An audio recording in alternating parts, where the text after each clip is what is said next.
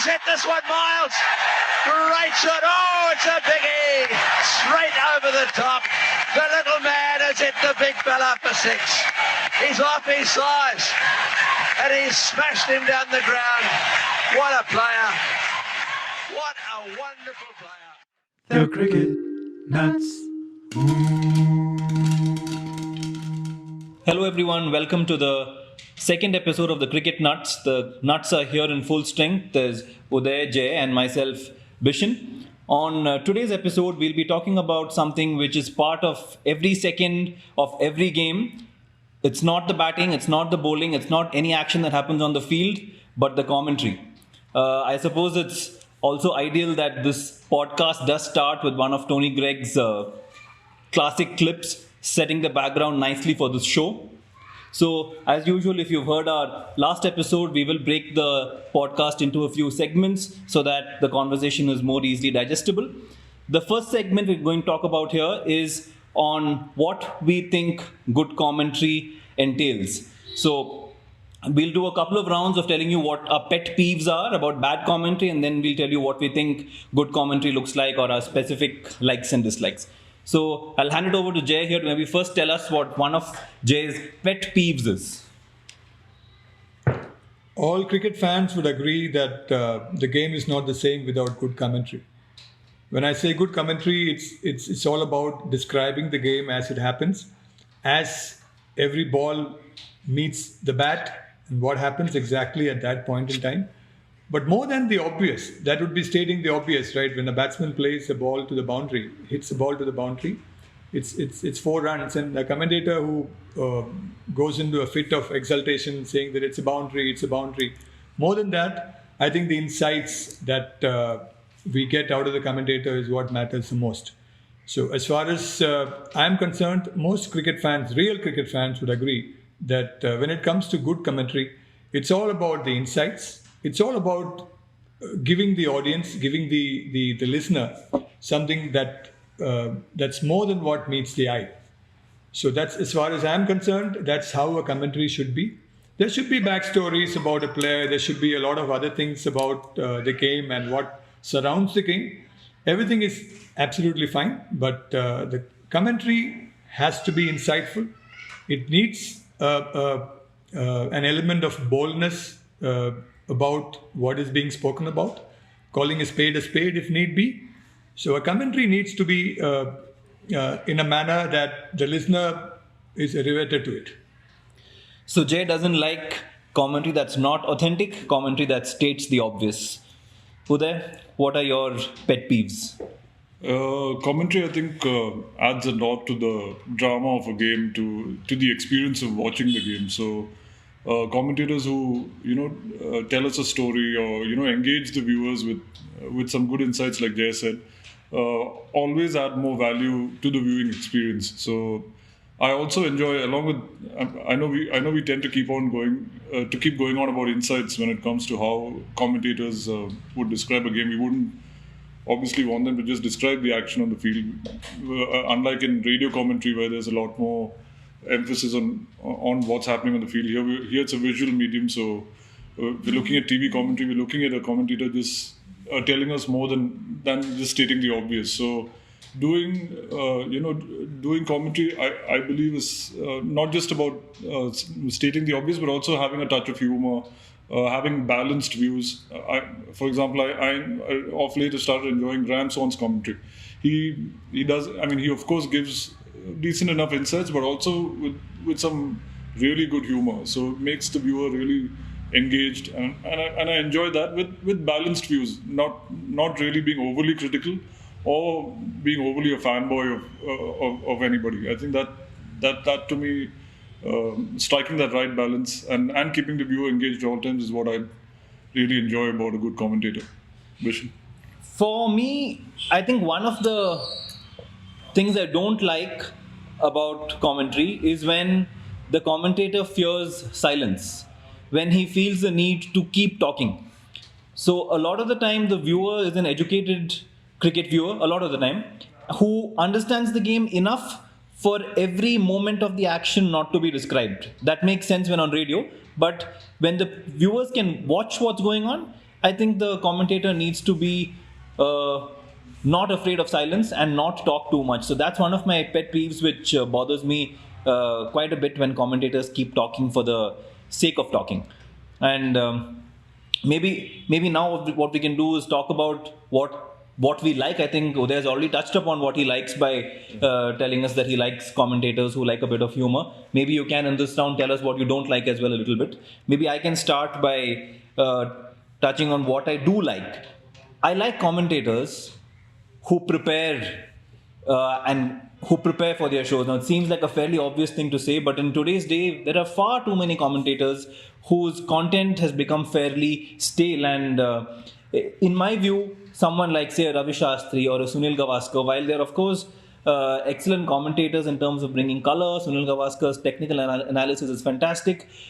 In my view, there isn't enough creativity, there isn't enough novelty they bring, because if you've heard them for a few years, they're going to more or less keep saying the same thing. And that's, of course, a personal opinion, but that's how I view their commentary. So I would want to listen to people who come prepared, and maybe an unpopular opinion, but someone like, say, Navjot Singh Sidhu, who people think talks too much, maybe doesn't talk enough about the game. The fact is, when you listen to him, you always learn something new, even if it's two new shairis. The fact is, he's prepared and come to give you something new. Similar with Sanjay Manjrekar, we may sometimes think he's a bit crass, sometimes a bit unsophisticated. His egos come in the way. That spat with Harsha Bhogale, of course, very unpleasant. But the fact is, he's come prepared with new opinions. He's come with a point of view that's different. You may or may not agree with it. And I know saying nice things about Sanjay Manjrekar is not fashionable today, but I genuinely feel that he comes prepared for a lot of the shows. So Jay, you've told us what you don't like. You don't like people who are not authentic. You don't like people who state the obvious. Tell us now, what is it that you like about commentary? A good aspect of commentary. In my view, like I said earlier, the commentary should have balance. It needs to be impartial, impersonal. So as the game progresses in its own way, there will be a lot of opportunities for commentators to come up with stories, come up with whatever is happening on the ground. But it needs to have a lot of balance. So we have commentators like Ian Botham, for instance. I've heard a few sessions of Ian Botham in the commentators box. I've just not liked it simply because of the fact that I've not heard Botham saying anything good about a batsman or a bowler from any other country who England is playing. So it's all about you. It's all right to be a partisan as a cricket fan. I mean, you can follow your team, and all the other teams that play your team needn't be appreciated as a cricket fan. That's what your passion is all about. But as a commentator, he needs to bring in that balance along with the insights and everything else. Thanks, Jay. So you clearly like a balanced commentator. Uday, you told us last time already what you actually like about commentary and what a good commentator looks like. Tell us now what you don't like. Yeah, as more of the same in the sense that I usually do not listen to commentators who are very dry in their views, who to just follow on from a point that you mentioned earlier, Bishan, where silence is important. I think a good commentator is also a good listener, and if he can engage in banter with his co-commentator, that makes it a very interesting experience for the listener. And there are some commentators who tend to go on and on about their point of view and don't really try to understand what their co-commentator is talking about. So those kind of things really put me off. A lack of listening and just tending to stick to one's own views. The other thing about commentators that I probably don't enjoy is a lack of empathy, where he's just too much in a hurry to criticize a particular player and doesn't really look at the reasons as to why a player might be underperforming or why a player might not be performing at his best. So any such lack of empathy also gets to me at times. Sorry, Jay had something to say. Yeah, I love the silence. I like that point because I love the silence in between. I don't mind the silence, right? When there's a good shot being played or when there's a good ball, an outswinger that swung late, there should be silence, and probably for a couple of fleeting seconds it doesn't really hurt. Simply because of the fact that the fan gets that kind of a little bit of a room to take that in. A commentator doesn't necessarily need to tell the viewer or the listener how that the ball moved. It's there for everybody to see. So I don't mind the silence, and I like that bit of silence in between. That probably rounds up what we think of as good commentary and bad commentary. Let's move to the next segment where we now try to discuss some of our favorites, people who encapsulate these qualities of what we just discussed. Now, maybe to set the context for the listeners, there could be a few different kinds of commentators. There could be commentators who could be categorized as analytical or more serious, someone like Ian Chappell or Ian Bishop. There could be commentators who are considered more color commentators, who like possibly Mark Nicholas or Harsha Bhogle. You could have people who are more funny, sarcastic, right? Possibly people like Danny Morrison, Jeff Boycott, David Lloyd. In that category, you could have technical commentators, someone like Gavaskar or Akram, who talk about fast bowling, batting, right? These are a few different kind of commentators. Passionate commentators like Boycott maybe, or Mike Hazeman or Tony Gregg, who really come with passion, and that's their selling point. So these are the few different kinds of commentators. I've thrown some names out as well. Now maybe we can go one by one to discuss who are the individuals who encapsulate the qualities we discussed in the last segment. Jay, if you want to go first. Sure. I think one commentator who comes to my mind who captures all what you just said, Bishan, is Bill Lawry of Australia. Apart from being a great cricketer and a legend of the game, Bill Lawry brings in something that very few commentators bring to the table as far as cricketing commentary is concerned. Bill Lawry brings in passion. Bill Lawry brings in insights. Bill Lawry also talks about how a player has reacted to a certain situation, as an individual. So Bill Lawry for me is probably the best of the lot, and a lot of guys come close, but Bill Lawry head and shoulders above. Got him, he says. Absolutely. Bill Lawry says got him, and gone, and Bill Lawry has a whole host of such expressions that really captures the imagination of a lot of people. I think one of Bill Lawry's things was how he said good morning to the world also, wasn't it? Right around the world. Yeah, good morning to all the viewers right around the world. And I think we all remember waking up at 3:30 and 4:30 in the morning and listening to Bill Lawry. Yeah. There was no better feeling than that. Jay's an old man. He's heard much more of Bill Lawry than I have. Uday, who's your favorite? Yeah, speaking about old, I'd like to go back to the Doordarshan days when I first started watching the game, and there was a commentator, an Indian commentator then named Dr. Narottam Puri, who was, he had a very soothing and nice voice and a very nice approach. He was very good. Yeah, he was very nice. Absolutely. He was my first introduction. When I started watching the Reliance World Cup, he was one of the main commentators in Doordarshan.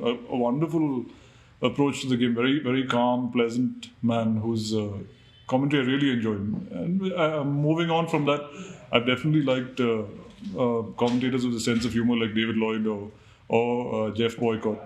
But also commentators who indulge in good technical observations like Michael Atherton, for instance, or Simon Doull right now, whose views carry a lot of weight. I mean, they really observe the game. They have a keen eye for detail, and they're able to have very balanced and extremely interesting views, which as a viewer I enjoy a lot. So these are some of my favorite commentators who I've seen over the years. We also had our own Kishore Bhimani. So he was really good as well in his own way. Coming to my favorites.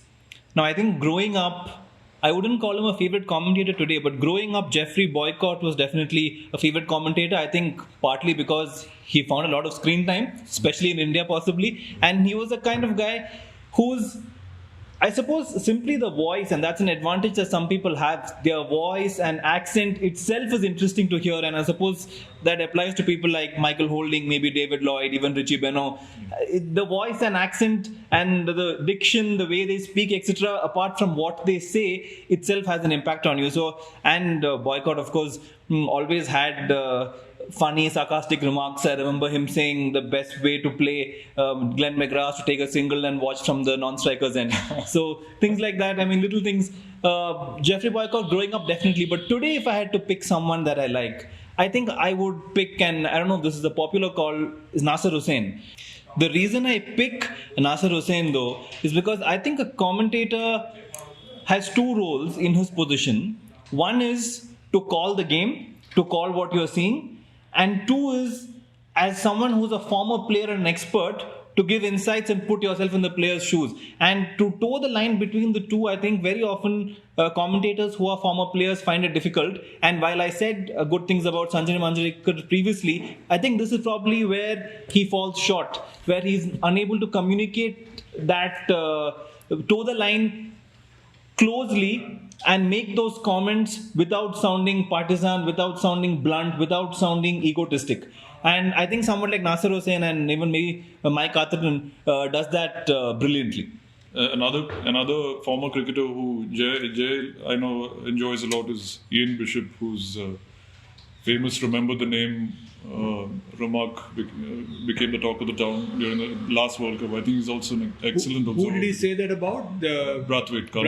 Carlos Brathwaite, remember the name. Yeah. I think that was such an exaltation. I think it was so amazing. And Ian Bishop brings much more to the table than that. Yeah. Ian Bishop is one of the best analysts of the game. Yeah. So I love Ian Bishop. Correct. I think that rounds it out nicely to bring us to the next segment, because you will see all the people we spoke about so far, maybe with the exception of Harsha Bhogle, are all former cricketers. So that brings us to the next segment of who we think should be a commentator. Should there be a restriction on commentators being former players? How do we evaluate non-cricketers? How do we bring them into the fold? Is that necessary at all? And so to discuss that, maybe to set the context, we don't see a whole lot of non-cricketers who are commentators. The reason for that probably being credibility, because the public doesn't view non-cricketers to be credible, and a related point on credibility probably being that non-cricketers don't give you enough TRPs, and this is after all a money game. So that's probably where it's coming from. But let's hear all of our views on where we stand on this thing, if things need to change or not. Jay? Yeah, well, as far as I'm concerned, it should be ex-cricketers who should be doing cricket commentary largely, right? There could be someone like a Harsha Bhogle, who I personally feel brings in a bit of mishmash into the commentator's box.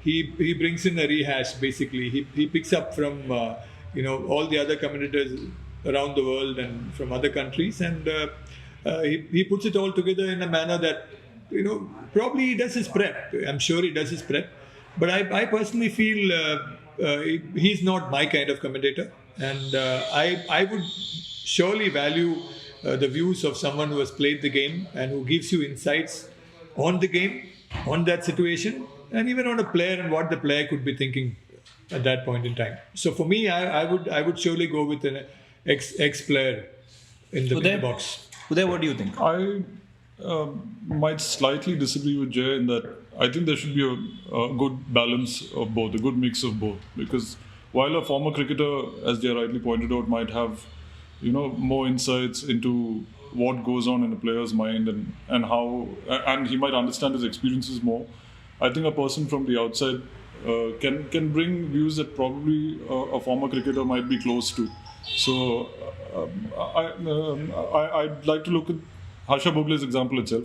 I think the one thing that I really enjoy about Harsha, while he may not be someone who makes any revolutionary points about the game, he's an excellent listener, asks amazing questions to his co-commentators, and brings in that attitude of empathy to the cricketers he's observing. It's something I really enjoy. Another non-cricketer who's shown a lot of talent is Jatin Sapro. I think he's got quite a bit of talent. He's underrated. Gautam Bhimani, for that matter, is another person who's definitely. a non-cricketer. Yeah, Gautam Bhimani is really good. Yeah. So there are people. There are such on radio many years ago. Hindi commentary. There used to be a guy named Sushil Doshi, who was again a non-cricketer who revolutionized Hindi commentary on All India Radio. So while I agree with some of what Jay said, I also believe that having a good mix of non-cricketers in the commentary field widens our perspective, and it makes it more interesting than just filling the commentary box with former cricketers, some of whom maybe I'll state later I don't really enjoy listening to.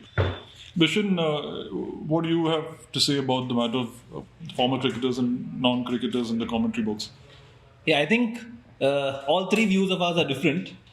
Jay here wants only non-cricketers. You have a somewhat balanced view. No, I think want cricketers. Only cricketers. You have a balanced view, and I'm on the other end where I'm saying that non-cricketers should not be excluded, because what the qualities you need to be a commentator are things like being articulate, being passionate, being spontaneous, right? Understanding the game well, etc., which are not necessarily things that a former cricketer has.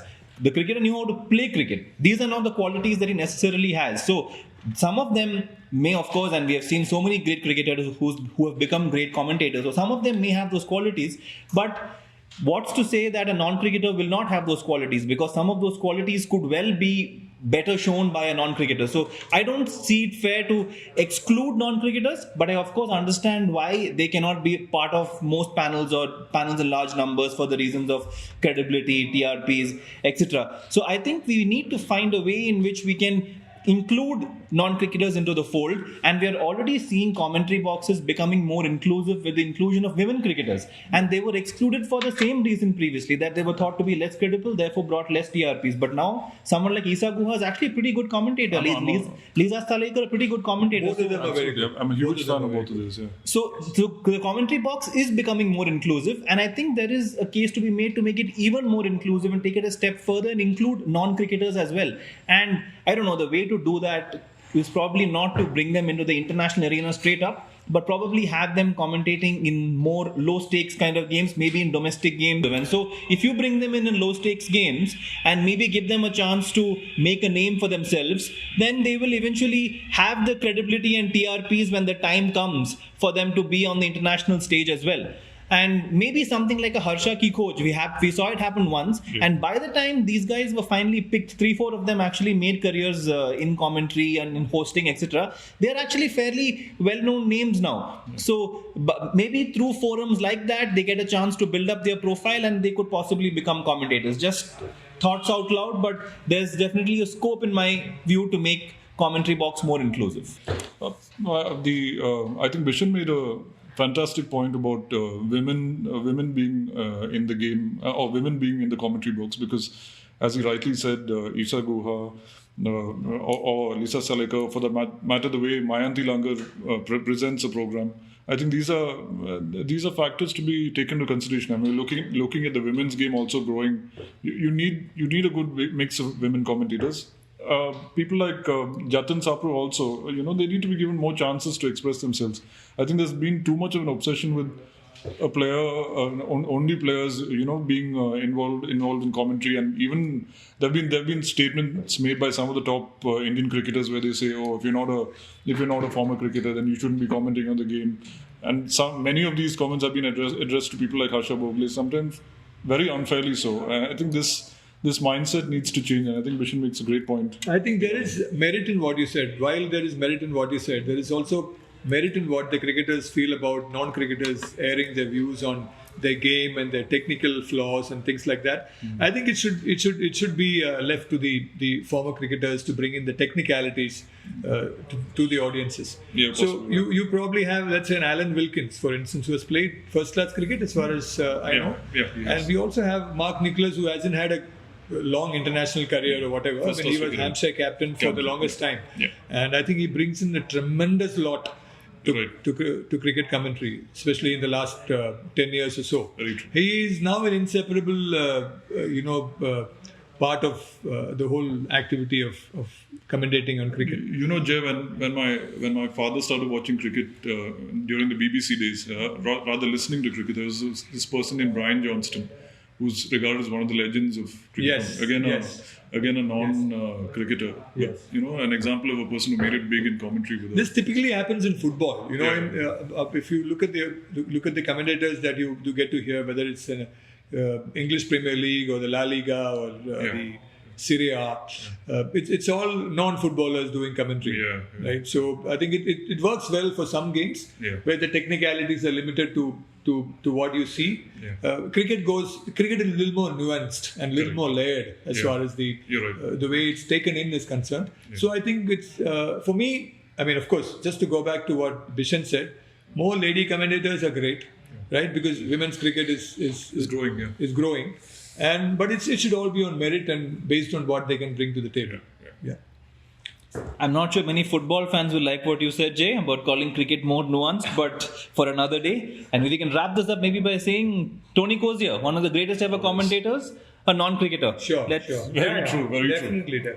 Bringing that to our last segment, which is Bishan, you're always welcome to bring in the unsaid part of to this, because one tends to forget a lot of things. Like in the last show, you brought out Adil Rashid's presence in the English cricket team, which I completely missed out. Right, and how well did he do for England in the T20 World Cup? So that was amazing, and I was really happy that you corrected me there.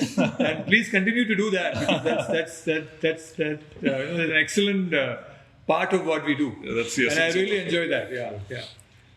Thanks, Jay. So let's see how many times that happens. The last segment here is on discussing the current commentators, the current lot of commentators going around today. Let's try and each of us make a panel of 2 or 3 commentators, whatever we like our panel size to be, to say what we think an ideal panel should look like based on the guys that we have around today. We can even say there should be specialist commentators doing some formats. You can have a panel that's generic, as you please. But to pick 2 or 3 people for your panel. You want to go first, Jay? Yeah, I would surely go in for Bill Lawry. And I would put Sanjay Manjrekar right there. Right?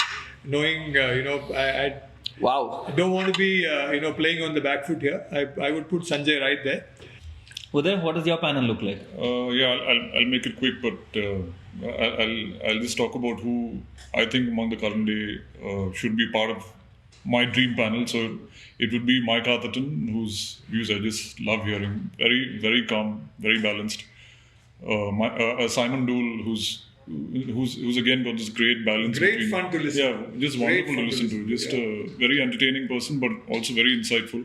Mowgli for the way he asks questions, for being such a good listener, and for guiding the show, guiding commentary in the right direction. Isa Guha, as my woman commentator, I think she's really good. Her and Staliker, if possible. Graham Swan for his amazing sense of humor and the liveliness he brings to any commentary box. Mark Taylor for again. Uday, how large is your panel? Just the last one. Mark Taylor for being an overall great guy and a fantastic observer of the Great fun to listen to. Yeah. Great fun to listen. If you had to pick 3 of these 12 people, who would you have on your panel? Yes. Okay. Who would they be? Okay, because you're talking about the current lot, I'd say Atherton. I'd make it 4. Sorry, I'd just make it Atherton, Dool, Guha, and Bishop. Okay. No Nasir Hussain? Leave him for Bishop. Nasir Hussain is definitely on my panel. So what I want my panel to look like structurally, I want a passionate commentator, I definitely want a technical commentator, and I want a color commentator. Right? These are the kind of commentators I want in my box. Now, who fits the description? So one, for my technical commentator. Listen, don't say color. It's a very contentious topic these days. You can say color. Yeah, with all the racist.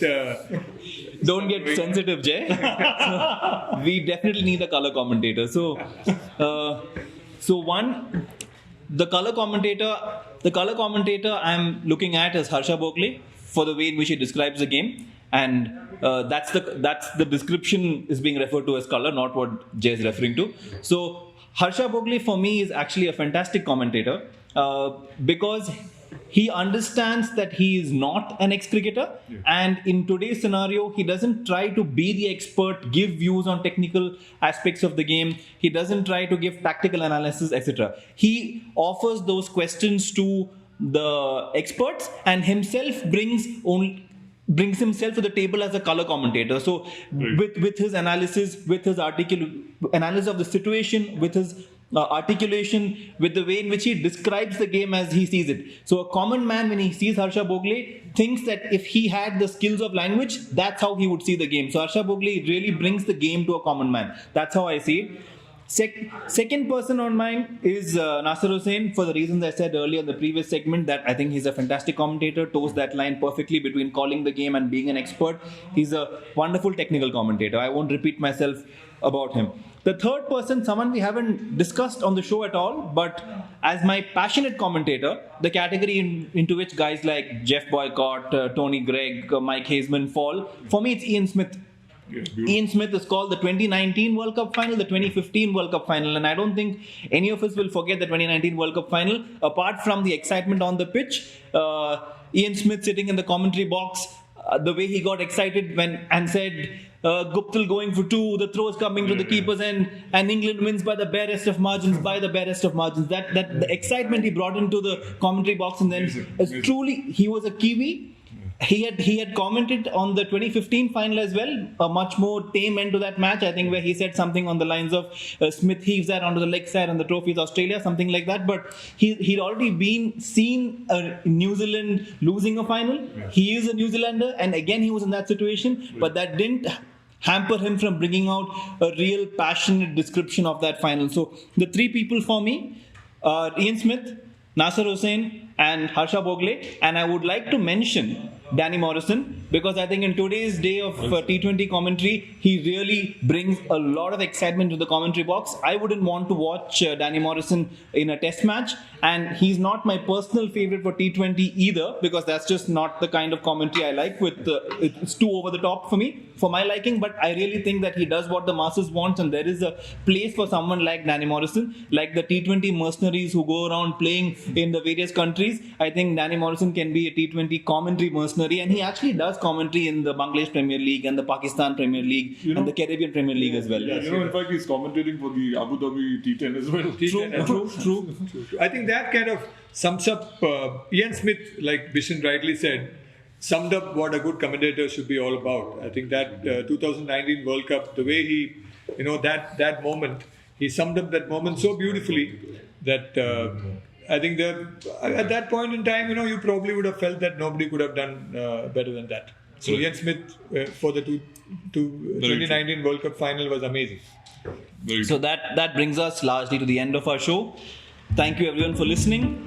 As you know, this is still only our second episode, so feel free to get in the comments and tell us what you like, what you don't like, what you'd like us to change. And boys and girls, if you guys have another list of commentators, or you think we've not included somebody, or we've not spoken about someone, please talk about them in the comments list, because we definitely read them and we'd like to hear from you. Absolutely. We need your views, we need your comments, and at some stage, if you have something to contribute, who knows, we might be able to plug you into the show at some stage or the other. And if you've liked what you heard, do like and subscribe. Thank you. Thank you. Thank you very much.